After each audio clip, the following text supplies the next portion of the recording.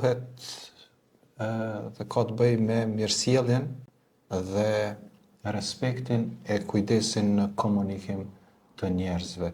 Mirësjellja si cilësi e njeriut, si veprim i njeriut.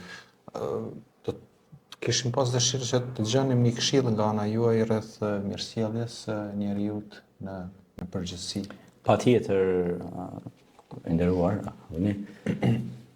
mirësjellja është do të thotë nga mënyra se si ne i nxjerrim fjalët nga goja jonë, është mënyra se si flasin botës. Pra, nëse ne i nxjerrim ato fjalë me butësi dhe urtësi, gjithçka rrotull nesh do të ketë efekt të mirë. Prandaj dhe pejgamberi alayhis salatu wassalam tha bu'ithtu li utammima makarim al-akhlaq, ka marrë me përsos sjelljen, moralin, ahlakun, mënyrën e të komunikuarit tek ju, mënyrën e të sjellurit me njëri tjetrin, husnul khuluqi, pra sjellja e mirë me njerëzit, përdorimi i fjalëve të arta, qysh në fëmijëri, në veçdi, të mësojmë fëmijët tanë me shprehje të faleminderit, mirdita, mirëmbrëma, të mësojmë ata se si të sillen me më të moshuarit. Pra, dhe vazhdimisht të përdoren fjalë inkurajuese, fjalë pozitive, pra fjalë të cilat shkaktojnë efekt të mirë në shoqërinë tonë, fjalë të cilat e evitojnë dhunën, bullizimin, fjalë të cilat pra ndikojnë që shoqëria jonë të përmirësohet dhe të avancojë drejt zhvillimit. Retorika është fushë në vete, oratoria është fushë në vete.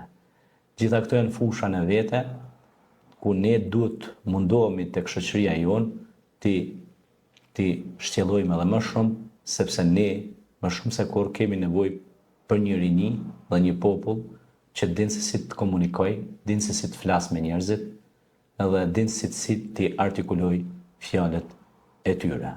Shembull ideal kemi rastin e padyshim të Muhamedit alayhis salatu wassalam, se si fliste me fëmijët. Shpesh herë ai ishte duke bërë namaz dhe kur i vinin fëmijët ose nipat e mbesat edhe i kërcenin në qafën e tij, ai nuk i ngucte, por e përfundonte namazin, dhe pas përfundimit namazit i afronte afër vetes, i ledhatonte dhe ju fliste me fjalë të bukura, me fjalë pozitive, edhe ata i mësonte. Mësuesi i mirë të mëson, të motivon, kurse e kundërta e kësaj është të demotivon. Prandaj, të jesh edukator i mirë, së pari duhet t'i zgjedhësh fjalët me të cilat ti flet. Se me fjalët të cilat ti flet, duhet ta dish se kur ajo fjalë del nga goja jote, ajo fjalë dëgjohet nga këtë bota dhe universi që të rrethon. Prandaj, komunikimi është alfa dhe omega tek njerëzimi. Dhe unë mendoj se çdo koleg, mësues, hoxh, mësimdhënës, po edhe prind, ka nevojë të kalojë në këto nivele dhe ta mësojë mënyrën e kodit të folurit, të shprehurit, të shqiptuarit. Për cilën gjë dhe Zoti ka thënë Kur'an, "Alam naj'al lahu al-'aynayn wa lisana wa shafatayn wa hadaynahu najdayn." A nuk ja kemi dhënë njeriu thot, pra, dy sy për të shikuar dhe gjuhën për të artikuluar dhe për të shqiptuar fjalët e tij. Wa 'allama Adama asma'a kullaha, thot Zoti në Kur'an, ne jam mësuar Ademit emërtimin e sendeve, gjësendeve, përmes me lajkeve.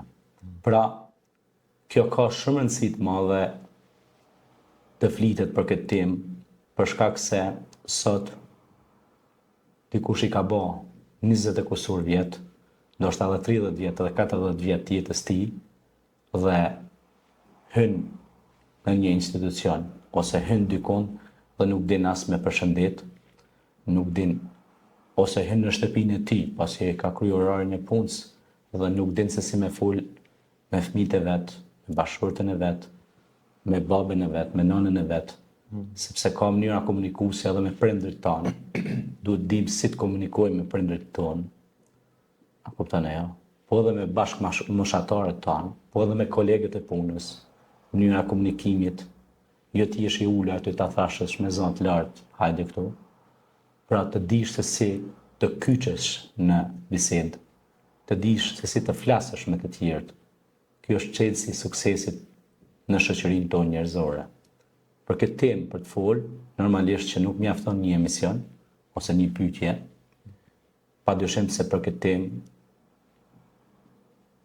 kaulen hasana, pra që fjala e mirë që thotë edhe pejgamberi alayhis salam ka folë shumë, ka thonë men kana yu'minu billahi wal yawmil akhir falyaqulu qawlan tayyib aw yaskut. Ka thonë kush ka besu Allahun dhe ditën e gjykimit, le të flas mirë, le të flas bukur ose le të hesht. Mirë po, nëse në këtë rast e marrim e shtjellojmë këtë hadith normalisht se kur ti hyn diku duhet të trokasësh, është edhe rregulla për të hyrë diku duhet të trokasësh 3 herë, nëse ajo derë nuk hapet, atëherë do të thotë që ti duhet të kthehesh mbrapa. A kupton e? Pra ka rregulla shumë të qarta në Kur'an dhe Sunë, si dhe në ato që na kanë mësuar pejgamberët e Zotit, mënyra se si ne duhet të flasim, të komunikojmë me të tjerët.